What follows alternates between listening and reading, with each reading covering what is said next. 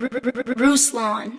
Someone pitched me Amway, which is about free enterprise. Is that an entrepreneurship opportunity? Okay, so Amway for me, I didn't do Amway, I did prepaid legal. For me, it was a good start to get into something that got me thinking about these ideas. The issue though is that I discovered that I could just sell my own music to people. So with that, I took the skills I learned from prepaid legal and I just applied them to pushing my own music and selling concerts and t-shirts. So right now, I would not recommend you go into an MLM because right now, I think you'll learn way more selling products, selling stuff like that, right? I think that you'll do better just flipping. I mean, guys, I was flipping sneakers. Like, matter of fact, I just bought some LeBron. Here, I'll show you. Y'all think I'm lying. They don't believe me, Zach. This is not abstract for me, okay? Check this out. Here you go. Y'all see that?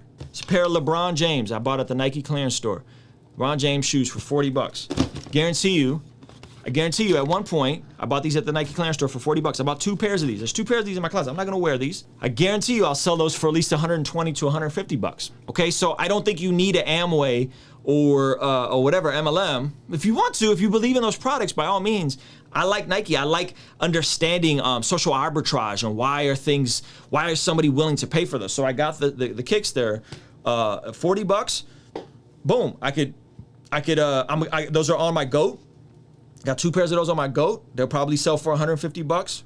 This is, I think, realer than we think it is. And I think we have to not just minimize entrepreneurship. Like I do this for fun, fam. Like I still flip sneakers for fun. Think about that. And I don't need the money. I'm doing better than I've ever done in my life. I don't need the money. This is a good question. I understand business is business, but where is the God in selling shoes at a 400% markup? I'll tell you exactly where God is. When you don't have a lot of money, what you have is time. Okay? I don't have a lot of time, and guess what? I have more money. My time is worth more to me than going and finding a deal on $40 LeBron James shoes, okay? I could find them if I really wanted them, but I need the time. So where is God in that? This is where God is in that. There's a concept called opportunity cost. Opportunity cost is not just what the item cost you. Opportunity cost is everything that the not doing the thing you should have been doing cost you. So if I want a pair of Yeezys, which I could afford, what I don't care for is if I'm paying retail and I'm saving 80 bucks or if I'm not. Okay, so I'm telling you from my positioning, I don't mind paying $100 above retail for the pair of shoes that I want because it saves me time. How valuable is your time? Well, if you're working a Joe job and you're not making a ton of money, your time is worth whatever people are willing to pay you for. So maybe your time is worth 15 bucks an hour. So you getting an app to get those shoes you want at retail, 200, you're willing to put in that time. I don't have that kind of time, so I'm willing to pay above retail.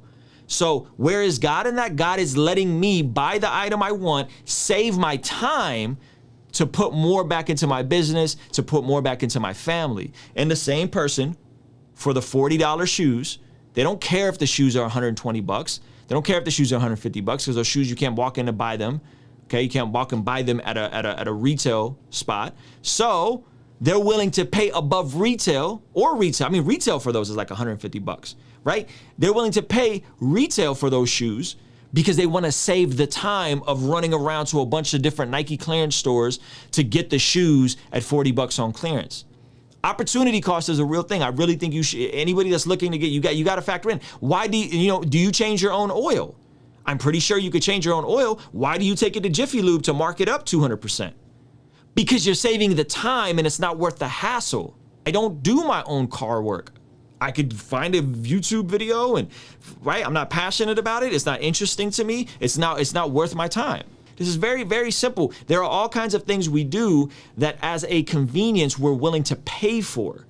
Most of us in here could figure out how to change our own oil. You really could. It's not that complicated. I've been in an auto shop. I don't do that, and I'm willing to pay somebody $40 to $60 an hour to deal with my oil so that I don't have to, and they'll do it more efficiently. They'll check for other stuff. They'll fill up my other fluids, and that's a win-win. Jiffy Lube marks up the price above whatever they're paying their staff, above whatever they're paying for their oil prices, which they're probably getting at bulk, and I'm willing to pay $50, $60, $70, $80 for an oil change.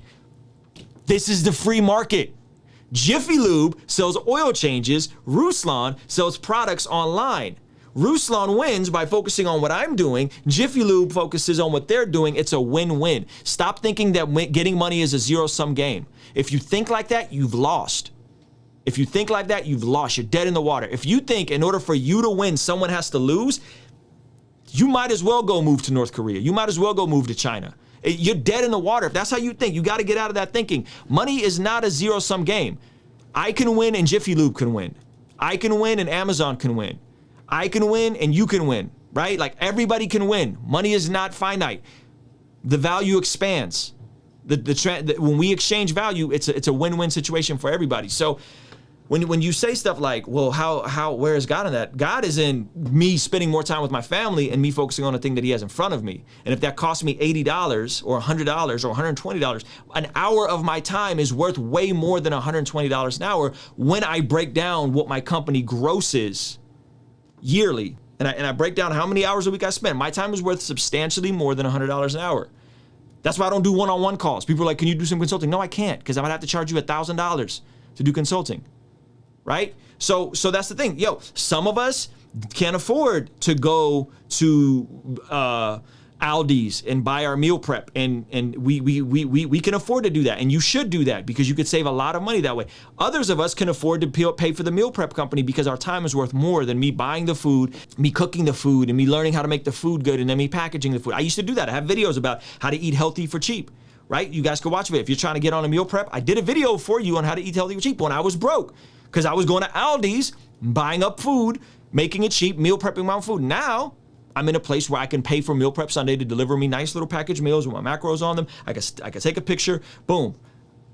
I don't got to think about it. It saves me time. It's more convenient. The food tastes better, and I don't have to worry about going to Aldi's and spending all this time doing that, right? So hopefully that's helpful. And I'm not trying to dunk on anybody. Like I'm not trying to dunk on anybody, but I think we have to flesh these ideas out and think, wait, we do this all the time. We pay for convenience. We are a service-based economy. That's what the sign of an industrial nation is. Like when you are a modern nation, everything kind of moves to a service-based economy. We don't make goods and we don't make goods and products anymore. We trade services, right? Hopefully that was helpful. Okay. Kingstream Entertainment. Ruslan.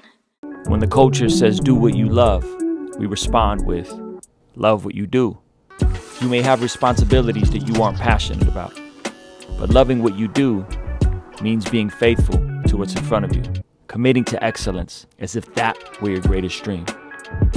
Colossians 3:23 says, work diligently at whatever you do, as though you were working for the Lord rather than for people. Love what you do. Love what you do. Yo, thank you so much for making it to the end of this video. If you found it valuable, considering giving it a like and subscribing. This month, I'm releasing the Love What You Do collection. And to celebrate, I'm doing a 3-day virtual event to help us go from learning to love what we do to ultimately doing what we love. By the way, it's free, so hit the link in the description to grab your seat.